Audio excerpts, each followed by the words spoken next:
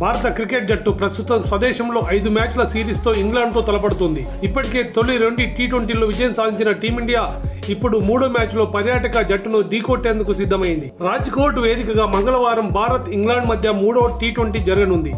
ఈ మ్యాచ్లో గెలిచి సిరీస్ను సొంతం చేసుకోవాలని భారత్ భావిస్తుంటే ఇంగ్లాండ్ జట్టు మాత్రం ఎలాగైనా తిరిగి పుంజుకోవాలని పట్టుదలతో ఉంది.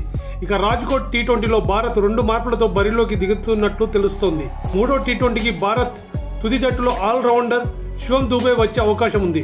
చెపక్కు టీ20కి ముందు గాయం కారణంగా జట్టుకు దూరమైన నితీష్ కుమార్ స్థానాన్ని దూబేతో బీసీసీఐ పూర్తి చేసింది. అయితే అప్పటికే దూబే రంజీ ట్రోఫీలో ఆడుతుండటంతో 2వ టీ20లో ప్లేయింగ్ 11లో చోటు దక్కించుకోలేకపోయాడు. ఈ క్రమంలో wicket keeper batter Dhruv Jurel స్థానంలో తుది జట్టులోకి దూబే రావడం ఖాయమని క్రికెట్ విశ్లేషకులు అభిప్రాయపడుతున్నారు.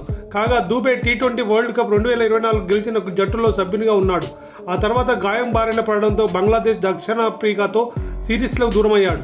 మళ్ళీ ఇప్పుడు దాదాపు 6 నెలల తర్వాత భారత జట్టు తరఫున ఆడేందుకు ఈ ముంబై ఆల్రౌండర్ సిద్ధమయ్యాడు. ఇక తొలి 2 టీ20లకు బెంచ్కే పరిమితమైన స్టార్ పేసర్ మహమ్మద్ షమి రాజ్కోట్ టీ20లో ఆడనున్నట్లు క్రికెట్ వర్గాలు పేర్కొంటున్నాయి.